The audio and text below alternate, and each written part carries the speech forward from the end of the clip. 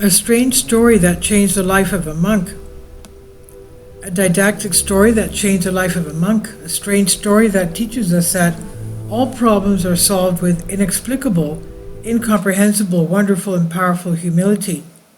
Father Melchizedek, before taking on the great form as a monastic, was called Michael. He was a carpenter, capable and diligent. In the churches and in the cells of the brothers, there are chests, lecterns, carved shrines, seats, and other furniture made by his own hands. He worked from morning until night. Once he worked for several months, almost without leaving the carpentry shop, and when he finished, he felt so bad that he collapsed and remained where he was. Several monks ran from the people's voices, including Father John. They were all bending over him. Suddenly, Father John said, "No, he's not a saint. He will still live." And he began to pray. The monk opened his eyes and came to life, and after he came to, Father Michael began to beg for the abbot to be called. And when the sick man came to, he began to ask with tears to be given the great form of a monk, the great schema. As soon as he heard this arbitrary desire of the monk, the abbot admonished him in his own special rough way to get serious and recover quickly so that he could return to his work. The next morning, however, the abbot appeared in Father's cell, Michael uninvited and unannounced, that he would soon receive the great schema. The rumor circulated in the monastery, and the holy patron of the Psoff Caves monastery, Higher Martyr Abbot Cornelius, who had been beheaded by Ivan the Terrible with his own hand in the 16th century, had appeared to the abbot that evening and strictly ordered the abbot to fulfill the monk's request. Soon Father Michael received the great schema and was renamed Melchizedek. Why the abbot named him so also remains a great mystery, given that Father Gabriel himself could not even once pronounce the ancient name correctly. In the monastery, they knew that while Father Melchizedek, dead, had an experience that brought him back to life as another person. That is why both I and my friends wanted to learn the secret from Father Melchizedek himself. And so that night in the Church of St. Lazarus, I gathered the courage to ask him exactly this: what did he see there from where no one usually returns? Father Melchizedek bowed his head in front of the beautiful gate in the church in silence for a long time. I was horrified. I regretted that my audacity had pushed me to do something so unforgivable. In the end, the magnificent monk, with his voice weak from disuse, told me that he saw himself in the middle of a huge green field. He walked across the field without knowing where he was going, until a huge ditch blocked his way. There, amidst the mud and dirt, he saw a multitude of chests, lecterns, and shrines. The monk realized that, with horror, they were the objects he had made with his own hands, and suddenly he felt someone beside him.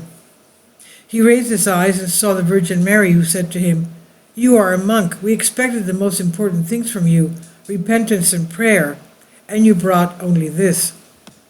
After this incident, Father Melchizedek was transformed. The main purpose of his life became what the Holy Mother of God, the Theotokos, told him: repentance and prayer. And the fruits of his spiritual labors were soon evident in his deep humility, in his tears for his sins, in his sincere love for all, in his complete self-denial, and his ascetic feats, which exceeded human standards, and then in his great insight in the active help he offered to people with his prayer. He practiced completely alienated from the world, in invisible and inconceivable spiritual battles for us. In the monastery, they knew that Father Melchizedek was very strict as a spiritualist. This grand monk lived in his own highest world, where compromises are not tolerated. And yet, when Father Melchizedek gave answers, they were completely unusual and as if born of some special source power. Once I decided to go and consult Father Melchizedek. I knocked on the door, and after the established by wishes, He came out on the threshold of the cell. He was in his monastic cloak and the great schema. I met him while he was making the rule of the great schema. I told him my difficulties and unsolved problems. Father Melchizedek stood before me, motionless, and listened attentively, with his head bowed. Then he raised his gaze and suddenly burst into tears. "Brother," he said with unspeakable pain and bitterness, "what are you asking me? I myself am perishing." That magnificent ascetic with a holy life stood before me and wept with sincere sorrow, as the worst and most holy man on earth, and I began to understand with more and more clarity and joy that the majority of my problems were not worth one, and the problems themselves were banished from my soul at the same moment. I no longer needed to ask or demand anything from the elder. He did everything he could for me. I greeted him with gratitude and left. Everything that happens to us, the simple and the complex, the small human problems and the journey to God, the secrets of the present and the future century, all is resolved only by inexplicable, incomprehensible, wonderful, and powerful humility. This is written by priest Arsenius Gellius. Please leave your comments. Thank you for your support. Please support my Patreon account. The daily posts are 5 videos daily, and they are totally different from what I have on my YouTube channel.